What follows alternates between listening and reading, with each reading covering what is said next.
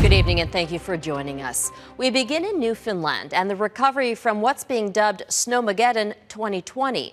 Crowds of Newfoundlanders lined up for hours outside grocery stores in St. John's, waiting to stock up on food and supplies for the first time since that historic blizzard blasted the province. The stores were only open for a few hours and residents were advised to buy what they need to last up to 2 days. A state of emergency is still in place for St. John's and schools in the city will stay closed for the rest of the week. But as Ross Lord reports, there are signs people are turning the corner. With their kitchen shelves becoming empty, it's no wonder some of these shoppers lined up 2 hours in advance to buy groceries for the first time in 5 days. We ran out of groceries and we had to pick up a few things. Just here to get some, bread, milk, eggs, stick of butter. We gotta get milk, bread, necessities. We're running out. Welcome to Coleman. What followed was a food frenzy of sorts, the polite kind, replenishing with purpose after literally fearing where their next meals would come from.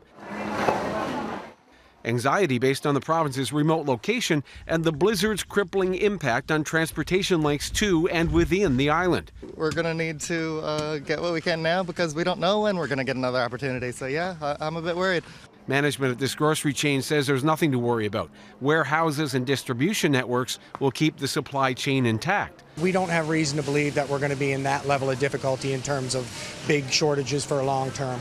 In a province steeped in hardship and looking out for each other, there's growing optimism. We get some really bad weather and the government has to declare a state of emergency and everybody just comes together. Scenes like this are common. Volunteers shoveling out those who cannot help themselves. To come and help this poor lady out. She couldn't get out to get any groceries, she said. So here we are. As soldiers continue clearing paths and checking on stranded residents, Newfoundlanders are starting to reflect on how they endured. Grateful for those who sacrificed, like healthcare workers who stayed on the job for days on end with their replacements unable to travel to work. A gradual increase in traffic makes for awkward navigating in vehicles and on foot. But for the most part, there are positive steps toward a slow return to normal. You just got to do the best that you can, that's all. Yeah. Try to grin and bear it. Grin and bear it. Ross Lord, Global News. Half of Newfoundland's goods, including about 90% of perishable foods, are moved by transport trucks arriving by ferry twice a day. There are 2 ferries that run between Cape Breton and Newfoundland, but only one operates year-round. And once it makes that 6 to 8 hour journey across Cabot Strait, it's another 9-hour drive around the Rock to the St. John's area, where about a third of the island's population lives. That's, of course, when roads are clear, and that hasn't been the case for much of the past 5 days. Geography is an issue in this disaster. In terms of distance, Newfoundland is remote enough. But add to the fact that it's an island and getting aid to the affected areas has been a challenge. Mike Armstrong looks at how help is being delivered and how it's being received. Melva Walsh is calling the soldiers in front of her home angels. After 4 days trapped in her home, she was freed Tuesday by Canadian troops. Without the help, there was no way she could clear the snow, although she did try. I did some myself the other morning. I shoveled the snow in and put it in a bucket and threw it down my bathtub. But that's it. That's all I could do. Their numbers are still growing. The Canadian Armed Forces says by Wednesday morning, it'll have 400 soldiers and sailors on the ground.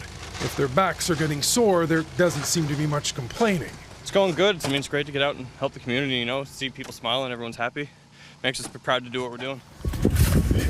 The response to this disaster is a little like a symphony. A lot of different groups working together as much as possible in harmony.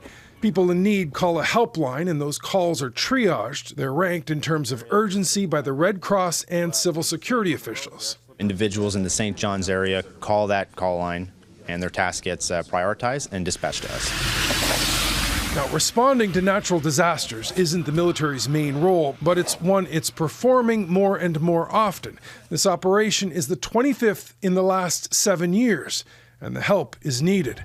The Canadian Red Cross says natural disasters in this country are increasing in frequency and severity. Unfortunately, it is the case the impact on Canadians from these kinds of events is substantial and recurring. The breach that we had was on the goal. Jim Bass knows what the Army can bring to the table. He's the mayor of a Montreal borough hit hard by flooding twice in the last 3 years. Soldiers provided expertise and raw numbers that the city just didn't have. Hundreds more homes would have been flooded, Bass says, if not for the military and the coordination of resources. For us, it worked really well because the information that we were giving civil security officials and what they were transmitting to the Army was seamless. One thing the soldiers and sailors help with is fatigue. For emergency crews, for 5 days and counting, it's been all hands on deck. Having the extra hands has helped. Mike Armstrong, Global News.